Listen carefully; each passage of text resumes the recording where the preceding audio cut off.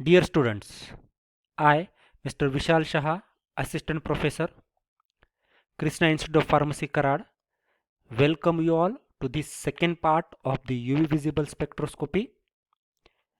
Now, as you remember, in last part we have seen the what are the different electronic transitions that are occurring in the given molecule. Now we have seen there are four different types of the electronic transitions.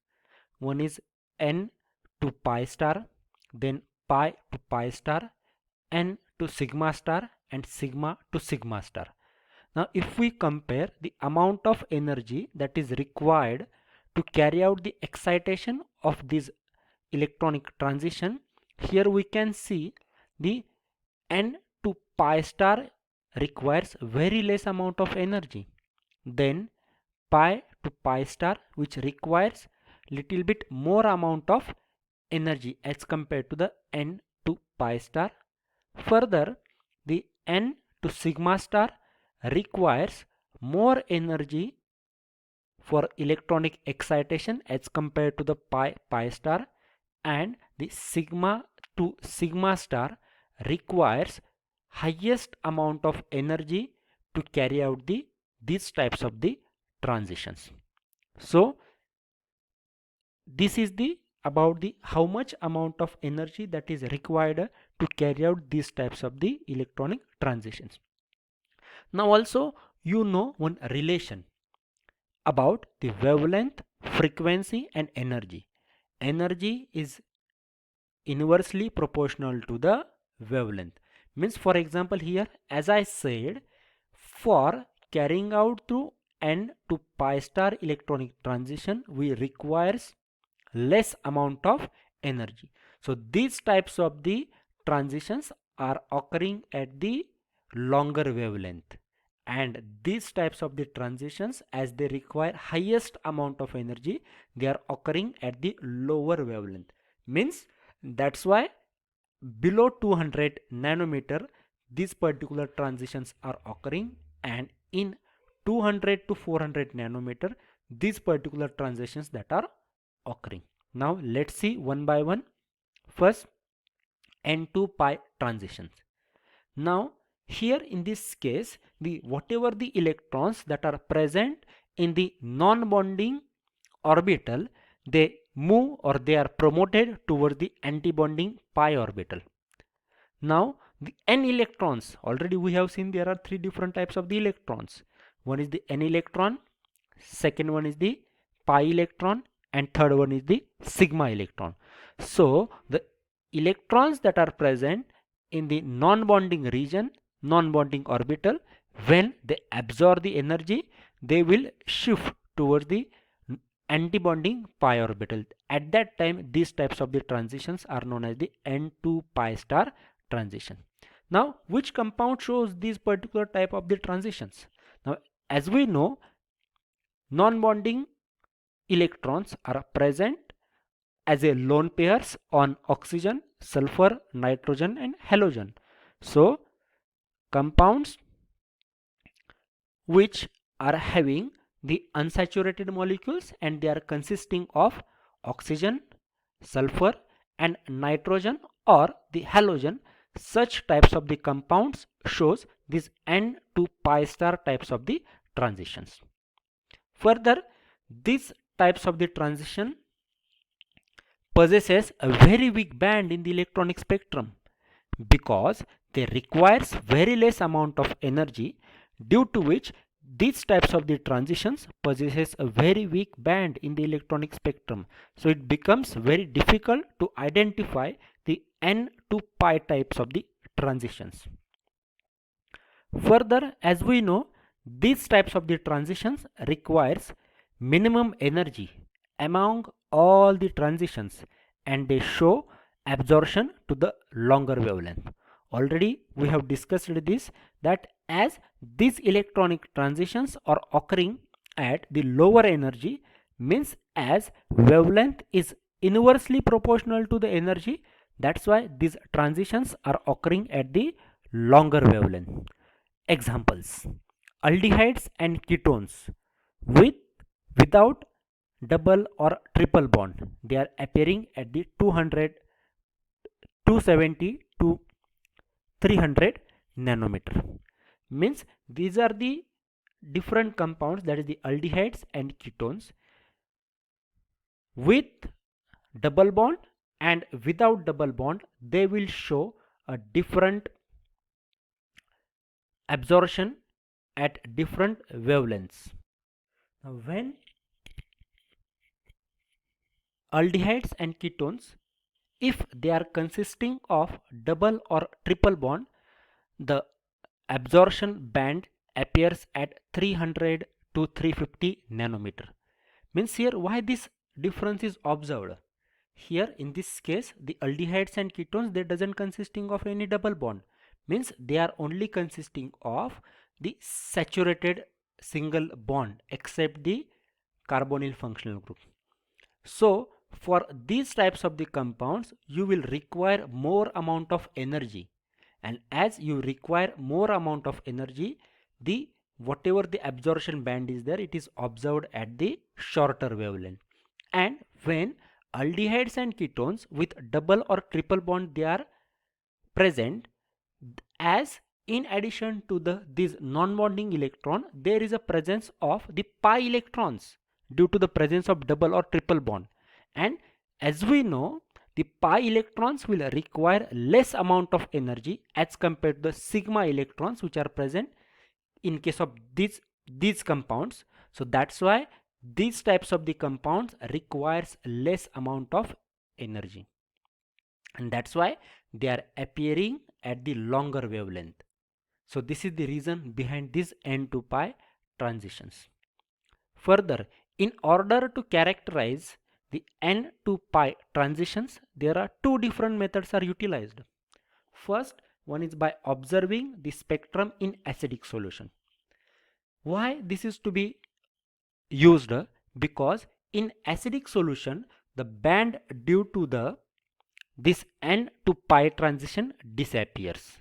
For example, pyridine. Now you know the structure of pyridine. It is consisting of a nitrogen as a heteroatom in the 6-membered ring. This nitrogen atom possesses a lone pair of electron. So this lone pair of electron is nothing but the n non-bonding electrons. So when acidic solution of pyridine is prepared, according to the Lewis acid base theory, pyridine acts as a base because it donates the lone pair of electron. As it donates the lone pair of electron, the whatever the n electrons are there, these n electrons are not present, and as n electrons are not present, they are not go to the excited state, that is the pi. So this is the one way by which one can observe the n to pi transition by observing spectrum in the acidic solution. Also there is another way by which one can observe the n to pi transition by comparing the spectrum of compound containing heteroatom with compound without heteroatom. So for example, by comparison of pyrazine with benzene. Now here whatever this pyrazine is there, that pyrazine is consisting of the nitrogen atom, while the structure of benzene doesn't consisting of the nitrogen atom. So in this case, the whatever the pyrazine is there, it absorbs at 300 nanometer, while the whatever the benzene is there, that benzene does not show any band at 300 nanometer, because due to the presence of the nitrogen as a heteroatom, it will absorb at the lower wavelength, while benzene will require the highest energy as compared to the pyrazine. So this is about the n to pi star transitions. Now here there is one homework for you. Now you have to give the answer for this particular question. which are the different electronic transitions in the UV spectroscopy. Now how you have to give the answer? Here you can see one website is given, www.menti.com. You have to use this particular address. When you click on this particular website, you have to use this particular code 64300. When you use this code, you will get this particular question. You have to select appropriate answer, then you have to submit that particular answer, and then you have to start with the next part of this particular video. After the N to pi transitions, next type of the transitions that we are going to see is sigma to sigma star transitions. Now here we know that electrons are promoted from the sigma, sorry, here there is a mistake. Electrons are promoted, yes, to anti-bonding sigma star orbital from the bonding sigma orbitals. So whatever the electrons that are present at the sigma level, they are promoted to the sigma star orbital. Now the compounds which are having single bond, they only show these types of the transitions. Like we have seen in case of the paraffins, they are only consisting of the sigma bonds. That's why they show these particular types of the transitions.